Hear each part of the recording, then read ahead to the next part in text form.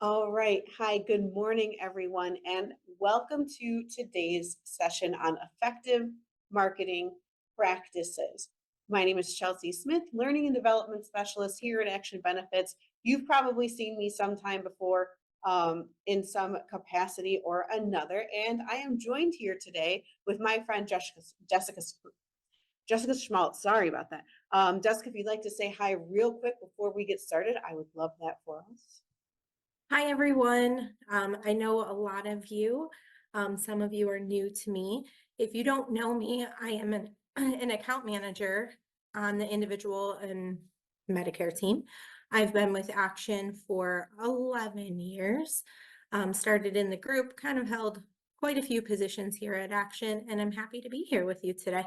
I always love when Jessica joins me on these webinars, but this one is going to be geared to the individual under 65 market. So without further ado, let's go ahead and jump into our outcomes for today. So we, by the end of the session, should be able to describe a sample insurance customer's buying journey from beginning to end. We should be able to identify various outreach methods to support customers throughout their buying journey. And finally, we should be able to identify tiers of health insurance marketplace circle of champions retention programs. So let's get right on into the content here, plotting your consumer journey. So as we think about the variety of marketing strategies available to us, it's really important to put them into the context of the overall consumer journey, where your client is going to start and end their relationship with you. So while every customer might take a slightly different path in their decision to purchasing some products with you, we'll use what commonly happens as a model for the basis of our discussion. Like we said, no journey is going to be exactly the same, but there usually tends to be similarities in the path that one will take when purchasing health insurance. So a typical customer is going to go through 5 stages when they are looking to purchase some health insurance from hopefully you. So first we have awareness, and this is where consumers become aware of a need for something. That's going to be all the way on that left-hand side there. And then they're going to start considering things. This is where the consumer is going to start evaluating products that might fit their need. This is where they're going to go hit up Google. This is where they might talk to other friends that they might have who look for healthcare. This is where they are going to start listening a little more in commercials. Their ears are going to perk up when they hear Blue Cross or Humana commercials, that kind of thing. And then we get to the part usually where the agent will come in, hopefully, and the purchasing portion of our show, where, as the name implies, makes it pretty simple, the customer is then going to make a decision and go ahead and pull the plug and purchase that, pull the trigger, I should say, and purchase that healthcare. Then is the onboarding process, in which they first experience that product and the agent helps them through the process of getting accustomed to their new product and how it will work for them. And then the final stage of their journey is the advocacy stage, where hopefully your client sits for a very, very long time. And this is where they will shout out the good word of your product and the experience they had with you from the rooftops. And this is a great opportunity not only for you to maintain the business with that person, maybe expand the amount of business you have with that person, but then have that person be your advocate, do some advertising for you, do some of that marketing for you, and spread the good word of your business to their friends, their family. In the insurance context, though, these steps can be represented with a couple key questions that are a little different maybe than other products that might be sold out there, right? So some of the key questions that consumers are going to be asking when they are looking for an insurance product are going to be things like, what coverage is available to me? Who can offer that coverage that meets my needs? How do I purchase that coverage? How am I going to use the coverage once I get it? And am I satisfied enough to keep using this coverage over time? Or am I going to be looking at something different in the coming future years or future enrollment period? So all of these questions probably aren't going to come to your customer's mind like right off the bat, or maybe aren't going to be there in those specific words, but they are going to represent an overall arc of the consumer's relationship with that product, right? Because as their needs might change, they might have been super satisfied with the product at the beginning of their journey, but as they moved on in years, maybe they needed a different plan that serviced them differently. And as we all know, once we hit 65 or so, we're going to have to change to another product as we age, right? So just because of a consumer wants to make a change doesn't necessarily mean that they're dissatisfied with the services or products, but they might have a different need, right? And like we said earlier, you can add more products into that for that person as their needs change as well. So where does the agent fit into this journey? So we kind of touched on it a little, but I'll keep going with it. So then we need to examine where we fit into the journey and determine what supports we can provide the consumers to move them through that journey. So at the awareness stage, that very first stage that our consumer is going to go through, our goal is going to be twofold, right? We might raise awareness of our agency for them and the lines of business we support through digital, print, and word of mouth marketing, all with the goal of collecting leads, so getting someone to come to us or to collect, potential clients, really. And then at that consideration stage, we can assist consumers by more precisely determining client needs, providing quotes for the products that match those needs, and help critically compare those quotes to ensure that the best product fits for that person. So for example, that person might come to you and say, oh, I decided to become self-employed recently. I'm really enjoying it. I need some individual coverage. What are my options? You look through the options with that client, and then it turns out this client has a really a crazy, dangerous hobby or something, or they really they have cancer in their family or something like that, and your ears perk up at that, and you think, oh, what a great opportunity to kind of sell them a ancillary product, maybe a cancer product or a accident insurance, accident care, something like that. Not because you just want to sell them more, which is a benefit for yourself, obviously, but because it truly would help that client, right? So those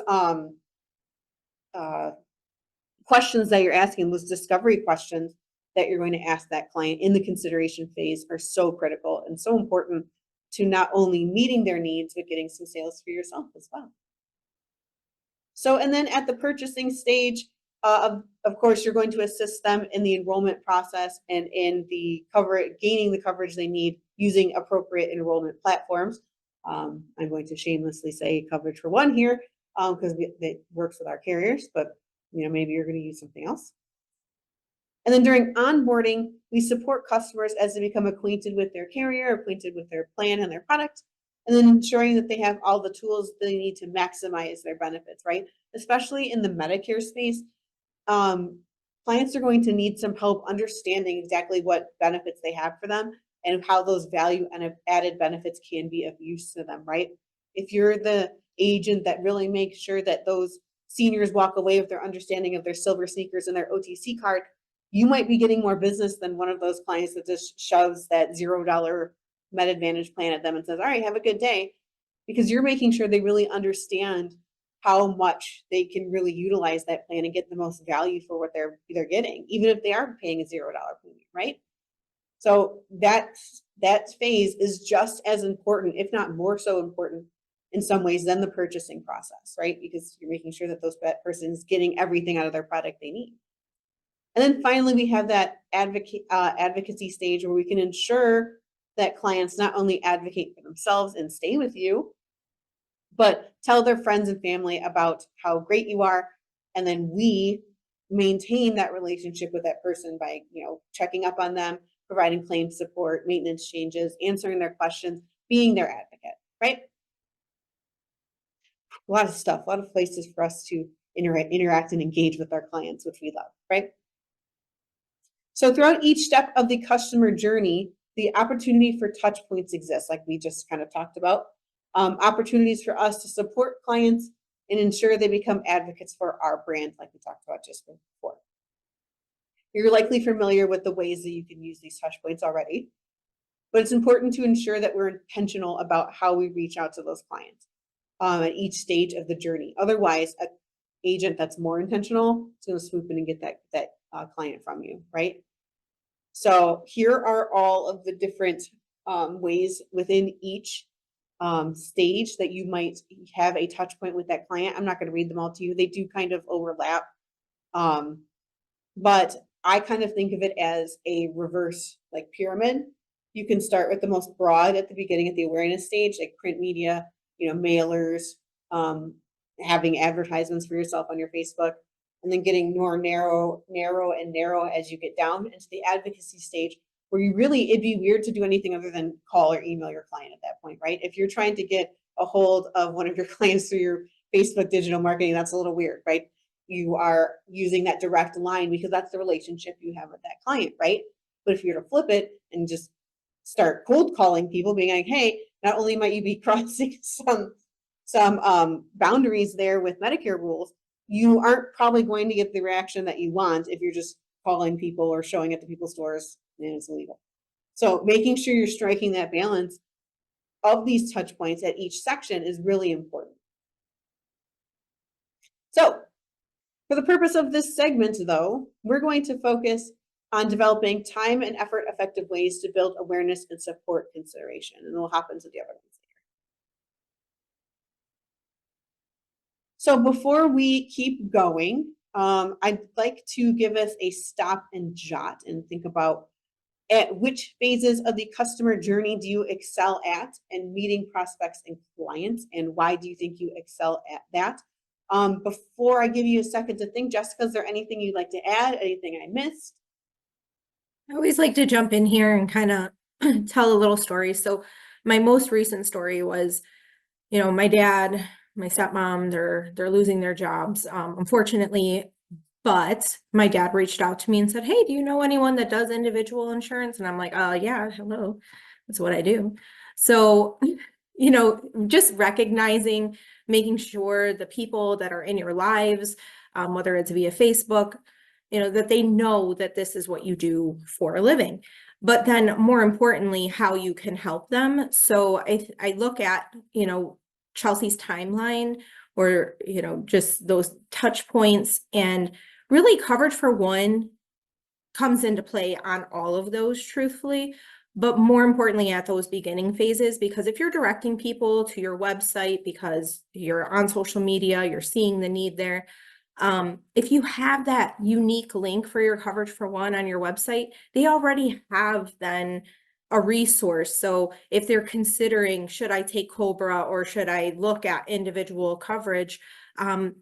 They know you because maybe you've been doing their group insurance and they're going to your website because you're their group agent. And so, you already have that resource there on your website. They don't necessarily have to call you. They can be curious and try out, does this fit for me? And then they're probably going to call you once they see the rates or the plans that are available to them in that individual market. Yes, absolutely. I agree with that, Jessica. Adding on to what she said, I come from a huge family. I have 12 aunts and uncles. I have 14 cousins on one side alone. And believe you me, every single one of them knows what I do for a living. And as my aunts and uncles are aging into Medicare, every single one of them mysteriously starts getting a little more action and a little more calls from their great, great, wonderful niece, Chelsea, over here. And believe it or not, my dad has an appointment with one of our account managers on Friday to get his Medicare set up.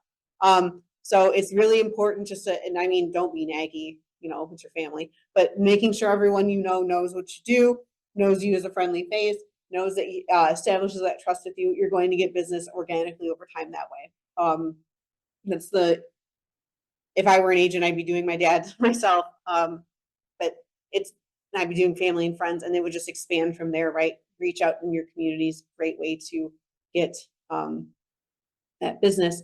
But I'm going to give you 1 second while I take a sip of water to check the chat and see which phases people think that they are excelling in their customer journey. Just give me one moment. Or if you have anything that you would like to add, please feel free to add it into the chat. And keep in mind too, if you click down underneath the chat, but before the message box, you can send the chat directly to one of us. If you don't want someone to steal your answer, then that's how you would give your answer to us. So give us 1 second, we'll check that.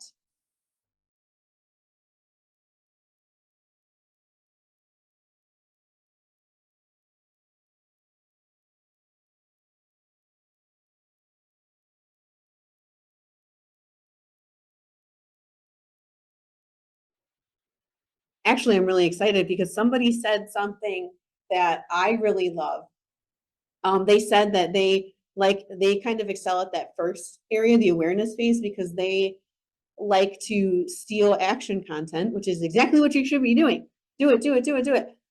If you go into LinkedIn, we have Randy and myself literally every single day create content that either could be very easily shared just by hitting repost, or can be stolen, copy and pasted, and put up on your own agency website or LinkedIn or whatever, with slight tweaks, right? Obviously, don't steal the ones where it's talking about like, oh, we had a great day in our office while we had a visitor, or Randy got promoted. Like, those aren't going to do you very good.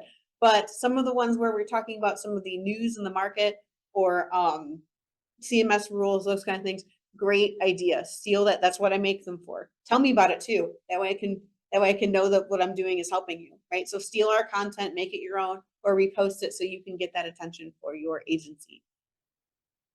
So great answer, whoever that was. Love that for you. All right, so unless we have any other questions, let's head on into the reaching prospects and raising awareness portion of our show. So the first thing that comes up here, always tried and true, is the acquiring leads portion of the raising awareness of your business. So we always are going to encourage you to seek quality over quantity when it comes to leads. There are many lead vendors out there that are going to promise you the moon, right? But to be honest, the clients on that other side of that data don't have a relationship with you yet at this point. So while you might get a positive experience to them by sending them a mailer, they might think at least neutrally of it. A lot of the times it's going to just end up in the garbage, right? Or it's just a cold lead. They don't know you. So it's going to be very unlikely, unless they were in that prospective area already and we're looking to shop. It's not going to get you as much bang for your buck as someone who already has an established relationship with you. If you do choose to use a lead vendor, I'm not going to tell you that they're the worst and you shouldn't use them. I would just, again, that keyword is intention. Making sure you're getting a lead pool that is going to get you somewhere, not just a list of names and addresses and numbers or whatever. Make sure you're getting those ones that are right for you. According to the Brevet Group, or Brevet, I'm not sure exactly. We're going to go with Brevet because it sounds fancier. 30 to 50% of sales go into the vendor that responds first. So in other words, having a system to collect those leads and then promptly following up on them is so key. 50% of the time, the first person that answers is the one they're going to go with, right? Excuse me. So an automated email might help you with that. So if you get an email from a client and you send out an automated one that says, hey, I'm really looking forward to speaking with you, that's going to keep them warm. That's going to keep their attention.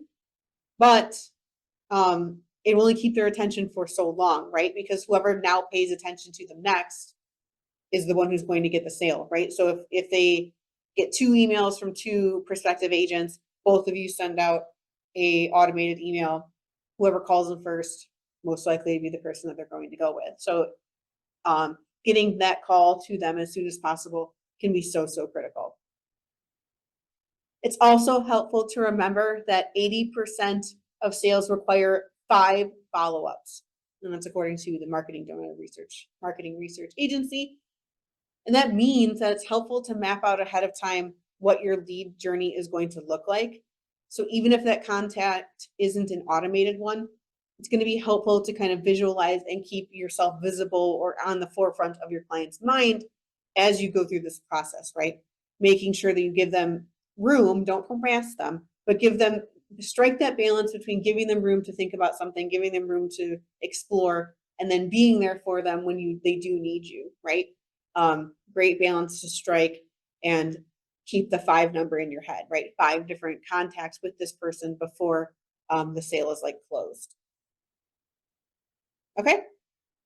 So there are 3 broad strategy families that we can discuss to kind of get in this awareness phase. You're probably already aware of them. Word of mouth strategies, print strategies, and digital media strategies.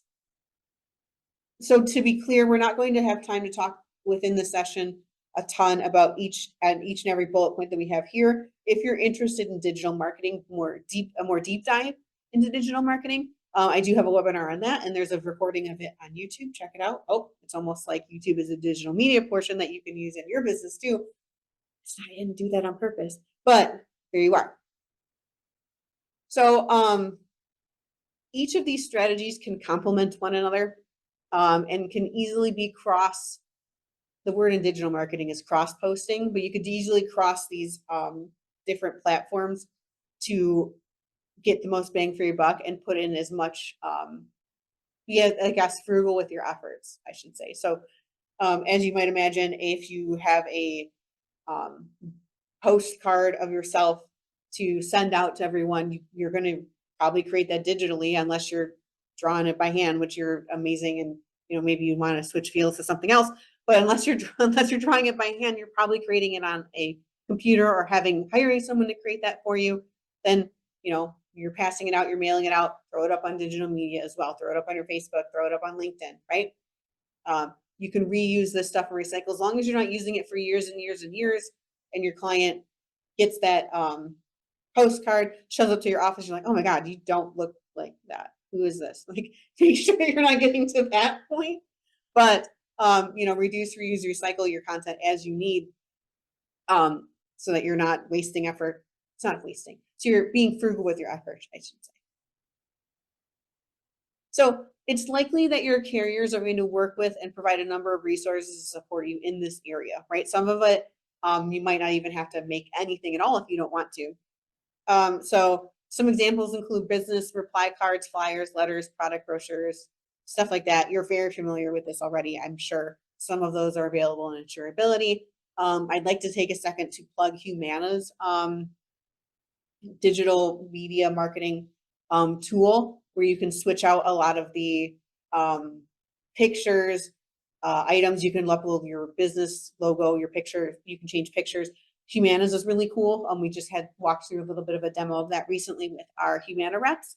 So if you're partnered with Humana, that one's really cool. Blue, as we already know, tried and true, love them. They have stuff you can pass out as well. And I have that uploaded on Insurability if you'd like to check out those, and obviously through Blue's portals as well. And then, as you already know, because you love spending time with Action, and I've already mentioned it, we create stuff for you to use as well. Highly recommend that you steal some of that. There's also some we can personalize. I've created personal business cards for clients before. I've created personalized flyers. I've created coverage for one, flyers, all sorts of stuff, right? So if you really are interested in a very specific thing or have a specific vision, let Randy know, let me know. We can probably make that a reality for you. But the final choice is also to create your own materials, like I mentioned earlier.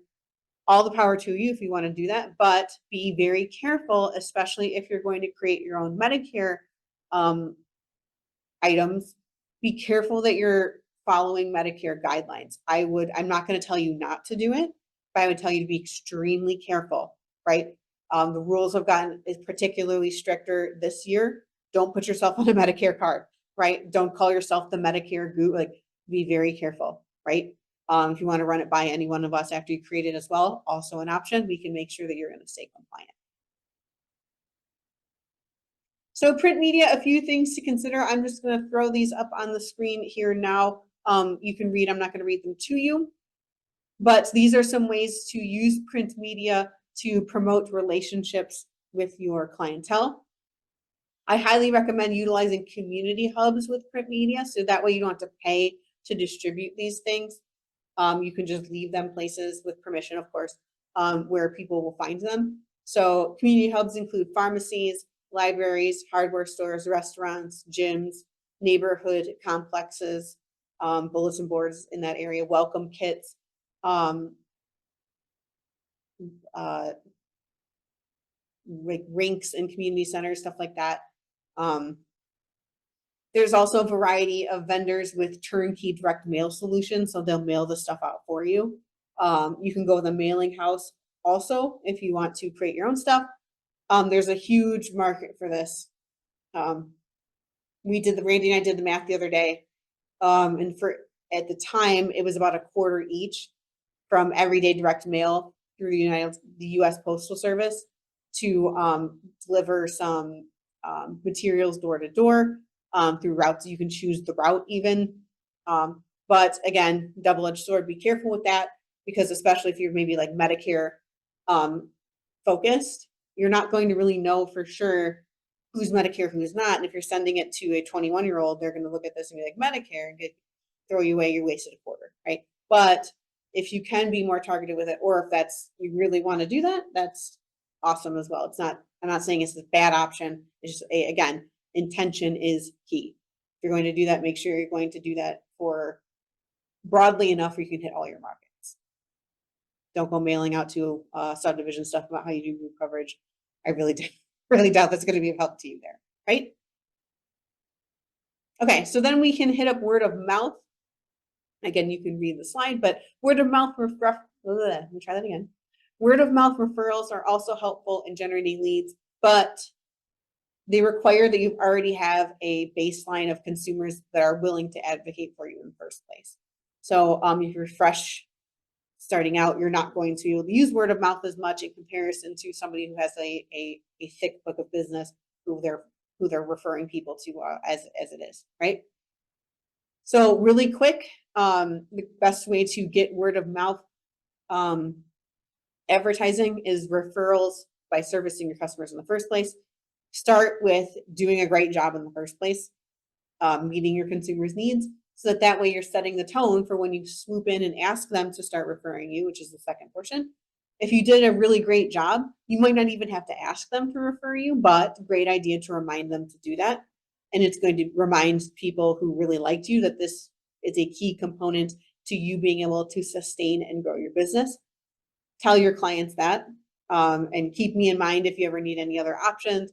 This is also great if you are someone who cross-works. My uncle's an agent, for instance, and he does financial planning, health insurance. If you do something like that, great idea as well. It can go a long way to keeping your client really stuck in with you, right? Because you're doing multiple things with them instead of just their health insurance, or they are recommending other friends because you're doing a great job with something else. Maybe they have employer coverage, you do individual, but they love you as a financial planner. You remind them, hey, I do health insurance too. Oh my gosh, I have a friend who just turned 65. You can talk to them. Being thankful to your customers, right? Not only is it, polite and general great way to behave in the first place, but giving them a little gift can have a huge impact.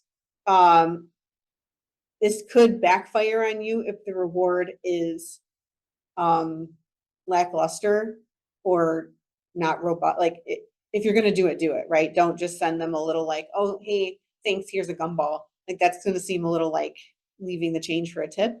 It's kind of going to give that. But if you give a good, actually thoughtful, it doesn't have to be, a huge gift. And then as you know, in the Medicare space, it can't be over $10, but as long as that gift is thoughtful and meaningful to that person and really shows that you cared, that can go a really long way to keeping that, for that client to keep you in the forefront of their mind. And we'll talk a little bit more about that momentarily.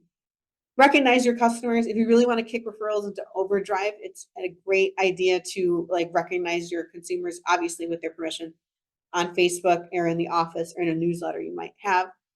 Maybe write an article about how great it is to work with this customer. Maybe this could make it could be mutually beneficial, right? If that person owns a business, let's say you have a client that owns let's use my other uncle, for example. As you know, I just said I have a lot of uncles. So my other uncle owns a terrarium business, right? And if I was his agent, I would probably cross-post a lot of the stuff that he puts on Facebook to advertise his terrariums and just say, hey, my uncle thinks I do a great job doing my doing health insurance with him. I think my uncle does a great job making terrariums. So if you have an interest in terrariums, listen to him talk about how great I am, and he'll talk about how great I am. right? So that's pretty cool. It's a great way to, it's free, easy, and works out for everyone involved, right?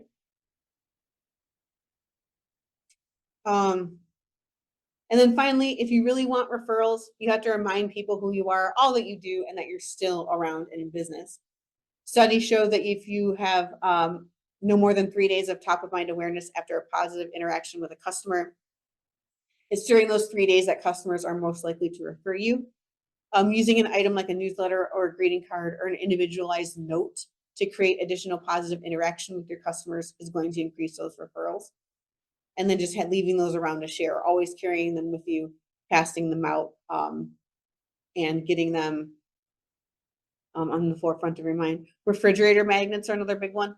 Because if you're me, you go to your fridge many times a day. So you are always reminded of that agent or that client. When I was first working here, I put all of our magnets, all of our action magnets on my fridge. So every time I go to the fridge, I'd be like, oh, our email is at your service, or it was info at action or whatever. All right. I talked a lot. Okay, so digital media things to consider. I like to just always just have the slide. Oh, I like to just always have this everything already on the slide when I talk, because I'll forget to click. So here's some things to consider with digital media. I don't like to go too deep into digital media in this webinar simply because we have one that goes deeper into it later that you could go look at.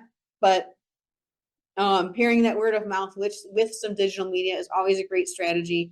Those online reviews on Google, Yelp, or other platforms have a potential to reach tons and tons of people, way more than an in-person referral. If you're interested, at the end of the month, we're going to have a webinar about reviews and how to handle reviews. So if that's something that interests you, plugging my stuff here. We can further credit our trustworthiness through those digital referrals. Obviously, from a trust point standpoint, I feel like the word of mouth ones from friends and family are going to do a little more justice than the anonymous ones online. But if you're not going to have an opportunity to do those word of mouth ones, the digital reviews are going to do great work for you as well when those word of mouth ones through personal relationships aren't there. But on the flip side, the only thing that is more detrimental to you than having no social media presence is having a stale one or one that hasn't been updated in a really long time. So make sure you're updating those channels fairly regularly. I'm not saying like every single day, spend hours and hours like design. Don't do that either. Go out there and sell. But making sure that you update, post things, talk about the news of healthcare, remind people of enrollment periods, remind people of changes. Like I said, for the third time now, steal action content, put it on your own website. Make sure you keep yourself updated. That not only makes you seem like you care, it also pushes you up in the algorithm for Google searches and stuff. We have a whole nother webinar that talks about that, but keep that stuff in mind as well. And like we said, consider ways to repurpose content or ideas across platforms. Again, I don't want to spend a ton of time talking about this. We have a whole nother webinar on how to do this. Write an article, put it on your website, link it on Facebook, link it on LinkedIn, drive everybody to your website. Boom, you have 4 things for posts instead of 1. Print out your postcard, throw it online too, cover all your bases, reduce, reuse, recycle. And then consider how you might use those leads for creating a digital ecosystem. And what I mean by that is, again, being very intentional about how you set up a client's journey to get to you, right? I would suggest getting onto those bigger platforms and then linking them to your your business website, and then having them contact you from that business website, right? That way they're seeing you as a professional person. They're getting a feel for what your business does, all aspects of your line of business before they're getting a contact from you. I don't think it's terrible or the end of the world if they contact you through Facebook Messenger or something like that, but it will be more difficult for you to display everything about you and your business through Facebook, right? So keep that in mind, that you're trying to create like a river of content here. Maybe they see a YouTube short that you made, that they see your website at the end of it. They go to your website, they see everything you're able to do for them, then they get that content, right? But we have a whole nother webinar about that. So if you're interested, check it out. So other things to take in mind is to think about how you're going to consider your marketing strategies successful. So tracking metrics are critical to marketing success, but people need to know how to put that effort in. Ask your prospects how they found out about you, track your response rates, conversion rates. Google Business has an ability to show you traffic on the website, so does LinkedIn. There's other third-party platforms that can do that for you. Over time, you're going to find what works and what doesn't, and what delivers you the best amount of value for your unique business and market. But again, we can go into that more deeply on the digital marketing. So I've talked a lot. Jessica, before I have them stop and jot, is there anything you would like to add before we continue? I did put some things in the chat, you know, just things to think about. Again, I feel like in all aspects of your life, I mean, you talk about yourself, but like don't overly talk about yourself, but that's how you really get people to trust you. And you know, you're marketing yourself, you're in a way bragging about yourself, but staying humble. And I think, you know, that's really how you get people to trust you and like you. We do have an agent who's pretty popular on the TikTok platform. You know, so think about those things. Like, can you do a Facebook Reels, you know, with TikTok and the, you know, on the government looking at them and trying to shut them down? But, you know, there's Facebook Reels, there's YouTube Shorts, like Chelsea said. You know, and just think about ways that you can market yourself. You know, I look at our like high school, the football team, or when I go to a high school event, there is a specific agency out here that is on the back of every single one of those tickets. So, you know, are there ways that you could go to your local high school and say, hey, I would love to be a sponsor for, you know, whether it's the athletic program or something. I know, you know, there's just so many ways that you can market yourself. And then if you're doing the high school like athletic programs, maybe you're sponsoring your local cheerleader, you know, all of that is like tax deductible. So they're going to, if you're buying in for the $300 to sponsor that person or that program, you know, they're going to give you a form so that you can write it off on your taxes. So that's free marketing. So really just paying attention to all of the ways that you can promote yourself and your agency, I think are helpful. This is like a semi-selfish thing, but I want so badly for one of our agents to advertise at the one of 4 rinks that I end up going to every week because we're a hockey family. And if I could just, when the other team scores a goal, if I could just like turn to the side and look at our agents advertising, and be like, it's okay, our agents are advertising here, we're good. Like that would, like, I know it's not like, it's kind of silly, but I would love that so bad for one of our agents to just be plastered all over one of the rinks that I go to, because there's not a single health insurance agent on any of the rinks I go to. There is one real estate one, but there is no health insurance, and hockey's dangerous. So somebody should be there. Somebody should be advertising there. Get on that. Well, and I mean, that's a good point, Chelsea, because, you know, if you really just pay attention to even your personal pages on Facebook, you're probably going to run across like one of your friend's daughters is looking for someone to sponsor her. Don't just like go by that, because I will tell you, like even in my own, everybody I think knows that I have quite a few children, and, you know, I know personally like what they do with that sponsor. So they're putting your name on the shirts that the girls are wearing during the games. They're putting a banner up for every single one of those games. So it really truly is free marketing. Whether you're on the back of a ticket, you've got a banner that the school has supplied with your logo because you bought in for $500. Just really pay attention to what your friends and family are talking about, because or even just go, if you're not seeing anything, go to your local school and say, hey, I would really like to sponsor something, whether it's, the senior class or the, athletic program, because they'll put you in touch or send your contact information over to someone who is looking for sponsors. So it really, you'll be in touch with someone eventually to get your name out there. And again, it's a tax deduction, so. Lots of opportunities, especially with like with kids and sports. I mean, as a former teacher, I saw it literally all day, every day. So, and they're fun. Go to the games, they're fun. Anyway, so reaching prospects and supporting consideration.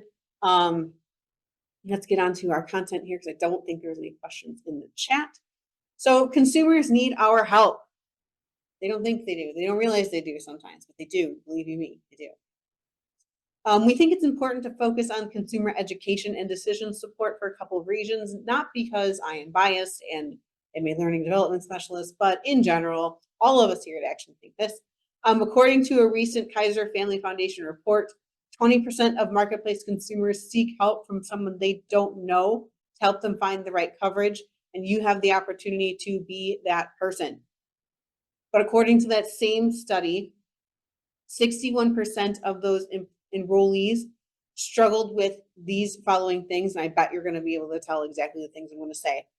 Defining a healthcare plan that fits their needs, comparing costs, comparing networks, figuring out if they qualify for any of the tax reduction or tax breaks or for Medicaid, getting their documentation, setting up or accessing their account, and understanding those deadlines. There's a huge market for that educational portion. But 40% of the audience, and I believe that's probably, I guarantee you that's even more now. Their gut instinct isn't necessarily to like call an agent all the time. And I'm very, very, very guilty of this in my own personal life. I'm just going to Google it, right? I'm either going to ask somebody I know personally, which then that connection, you didn't have the opportunity here because that person had that personal connection, or I'm going to Google it. And then whatever answer I find, whoever provided a very well written, succinct, intelligent sounding answer, if I have to talk to somebody or I need to talk to someone after that answer, guess who I'm going to talk to? The person who provided me that succinct, well written, great answer, right? Because I trust them now. They gave me a great answer. And I think that that's most millennials are going to do that. And I'm going to guarantee from what I saw when I was teaching, I bet like 99% of Gen Z is going to do that. And they're the people who are now going into the market needing individual coverage because they're starting to turn 26 now. Us millennials aren't young anymore. We're middle-aged now. So just keep that stuff in mind, that I wouldn't give away, every aspect. Make sure that they know to contact you at the end of it. Make sure your contact information is very clearly on there, on that educational materials. But if they're going to Google like, how do I get health insurance? And you have that, you write an article about how to do it, and your contact information's on there, you're more likely to get that because they're not going to Google health insurance agent. They're going to Google how do I get health care, right? So there are two main ways you can provide support to your prospects and current customers, through direct means like phone calls and through face-to-face appointments. Indirectly, you might support them with the media that you create, like we just talked about earlier. And it might be a good idea to consult with that group or an individual at that point, but it's a great idea to hit up a variety of consumers with a variety of different materials. We kind of already talked about this. So how do we generate content for our digital media, blogs, videos, marketing, articles, and so on? We want to solve a problem for our clients. So these are the problems that we talked about earlier that they most likely are going to have. And I think it's a great idea to then work backwards. See how you might be able to help a certain client with one of those problems. I pick one. Let's just go with documentation. And I think of all the problems that that person could have within that documentation, right? Maybe they don't know how to estimate their income because they have multiple income streams. Maybe they have green card issues, or they are a not resident, non-alien, whatever. Maybe they are adopting someone. All those things are very complex and take a lot of paperwork, take a lot of steps in order to get them health care, right? And a lot of those are one-off things. You probably aren't going to immigrate to America twice. And maybe you'll adopt more than once. If that's your thing, awesome. I love that for you. But many people don't, right? So this is a one-time thing. They're never going to do this again. So you have to be the expert for them. And not many people are going to be that expert, right? I especially like the immigration and citizenship one for some of us out there who may be ESL people and they speak two languages. Play that up. I've seen lots of agents be successful in their community because they speak a different language that no other agent speaks. Helps them out. So if you have been to our digital marketing webinar, you've seen this before. And I'm going to talk about this very briefly because I want you to watch my other content. But like we said, working backwards, creating something that works for you, whether that be an article or a video or whatever, and then figuring out ways to reduce, reuse, recycle that into some other avenue, right? I tend to focus on articles first and then find ways to transform those articles into other things. Or webinars, but I don't know how many webinars you're giving. You absolutely could give webinars on teaching someone how to pick out healthcare, how to pick out health insurance, but do what I do with it, record it and throw it on YouTube too. Always be thinking about other ways you can take content and turn it into some other type of content. So you get the most bang for your buck. And here's an example of this being done with a blog. So this person literally titled the blog as what is considered a qualifying life event. I guarantee you that gets Googled all the time. I probably could go pull up the Google Trends like we did in my webinar for digital marketing and see that, oh, that's a question that gets asked a lot. I want to be the person that is answering that question for that person. So I am putting that as the title of my blog here. I write out this short little thing. That's 1, 2, 4 paragraphs in a list. It'll take you 20 minutes. Top stuff to write that, right? Make sure you're hitting up all those search terms that people are going to know or not know. If they don't know the definitions of the word, throw it in there. So they're going to be Googling it, right? What is a QLE? Well, here you are. You got QLE in your article, so it's going to come up.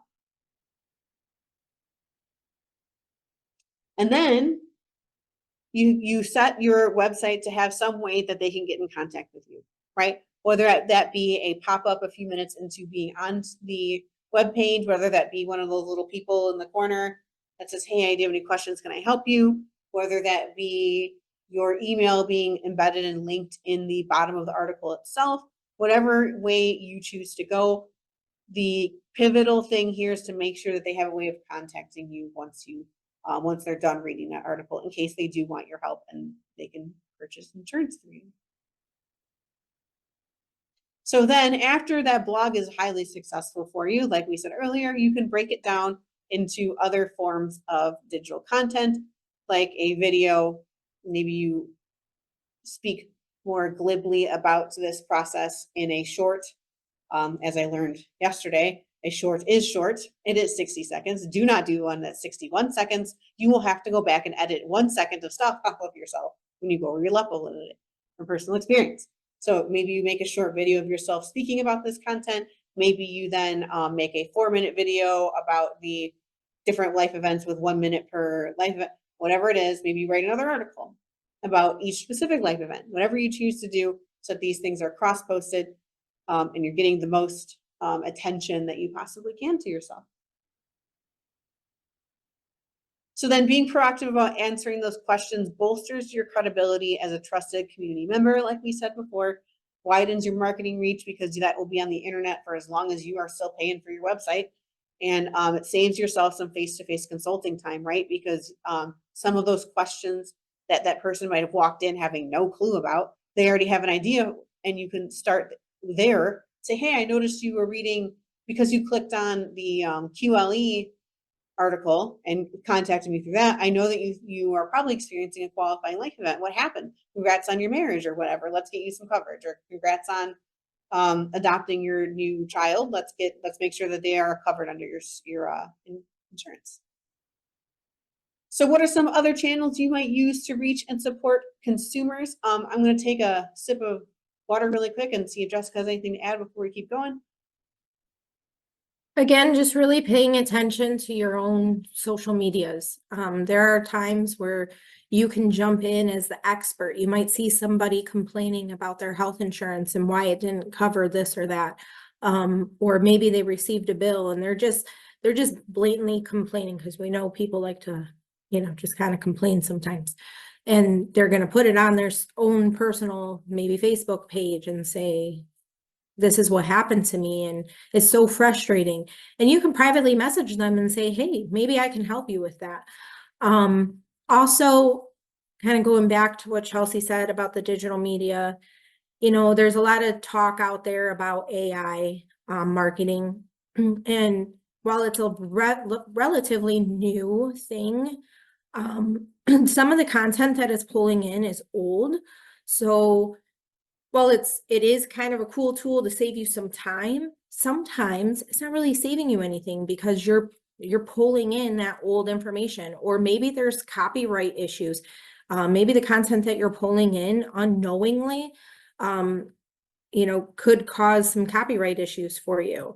Or again, privacy. There could be some privacy issues there too. So you really have to be careful in using this new AI marketing tools, because you just don't know where that content is coming from. So, knowing it, living it, loving it, and putting it out there really is your best bet. I mean, rather than trying to save yourself that 10 minutes of content. I've played with Chat GPT myself and a couple other versions of it. They are interesting. But there was one time I like I said, I was playing with it. One time I caught it saying things that were just straight wrong. I don't remember what it was about. I caught it saying something straight wrong one time. And another time I asked it to write about the Inflation Reduction Act. I was like, hey, what does it know? It straight up told me, hey, I have no idea. That came out. That was not a thing when I was made. So I have no idea what that is. And I can't do that for you. So at least it was honest. But keep that in mind if you're using that kind of stuff, that, hey, it might not even know what you're talking about. It might tell you something that's wrong. And then you are at the end of the day, you put your name on that, then you're the one who looked wrong, not the robot. You can't blame the robot, and don't do that. That's weird. And the company are going to be like, what do you mean you used a robot? You use a robot on my coverage too? Sounds spooky. All right, so I want to hit up the Marketplace Circle of Champions really quick before we part ways today. You probably have heard of this before. Humana also has a rewards program, the Reach Rewards program, but it's not tiered by sales. So it doesn't really fit as well here, but I just wanted to make sure that I plugged our other carrier partners as well. So CMS has created an annual recognition program for marketplace registered agents and brokers, and 20 agents are and it recognizes agents and brokers who assist with at least 20 active marketplace enrollments during open enrollment, as long as you have your NPN on those applications. So to qualify for these circles, you must get 20 to 99 active enrollments to be in the Circle Champions. To be in the Elite Circle of Champions, this is 100 to 499, and Elite Plus Circle of Champions is 500 plus. So you must have a new enrollee apply and enroll in marketplace coverage. And they are counted by individual and not by groups. So if you enroll a family of 4, that's 4 people to count towards your enrollments to that circle. So, good bang for your buck there. So there are a lot of great perks to being in this Marketplace Circle of Champions. You get a CMS appreciation letter, a personal certificate of recognition, a commemorative digital badge, a digital social media kit, and if you tell me you get on the plan, I will email you personally and tell you how wonderful. I'll even include my cat in it if you want. So what ways might you use the Circle of Champions? I'll just answer really quick because we are 4 minutes, because as usual, I talk too much. I have seen agents put that in their email signature. They get a little picture. We got one when we were named a top place to work this year. And you'll see that in all of our email signatures, a little picture underneath our pictures that says, great place to work. You could put that as Marketplace Circle of Champions. And, who doesn't want to be a champion? People will see that on your email signature and think, ooh, Champion, I want to work with Champion, right? Just don't put in one from like 5 years ago. Like, make sure you keep it updated. Stay in that circle of champions, you know? Okay, so now we hop into the cross-selling phase. We talked about that a little bit earlier. So in this final stage of your journey with your client, your role is going to be support the customer in using their coverage and helping them know what is and is not in their coverage, and then checking up with them throughout the year to see how their coverage is going for them and what other ways that you might be able to expand helping them or change the help with them as their life changes, right? So providing excellent service means that we need to be in regular contact with them. Like we said, 81% of people who leave their agent do so because they felt that they were being ignored. That statistic is really important. So if you don't talk to them enough, they're going to feel like they're being ignored, and they're probably going to go to another agent that's not going to make them feel ignored. And it's much easier to sell to, as it says on the screen here, it's much easier to sell to a client you already have in your book than it is to get a new client. You are 5 to 20% likely to sell to someone new. You're 60 to 70% likely to sell to someone who already exists in your book. So keep that in mind. There's a few ways you can do this. You can have touch points throughout the year.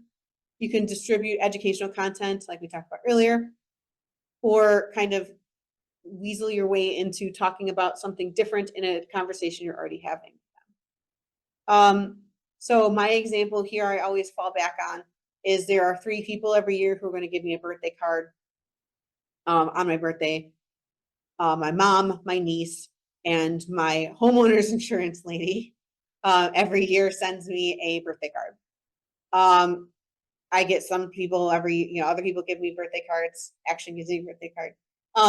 But I always get one from my homeowner's insurance lady. And that's the only reason I remember her name is Elaine every year. It's because she sends me a card, right? It's also really cute too. Because I got a card from her around my birthday, and a few months later, a friend of mine was like, oh my God, I need to get new I need to get new homeowner's insurance. I was like, hey, you could use my homeowner's insurance lady. She's really nice. And then she mailed me lottery tickets and grocery gift card and all sorts of cool gifts because I referred her a client, made her some money.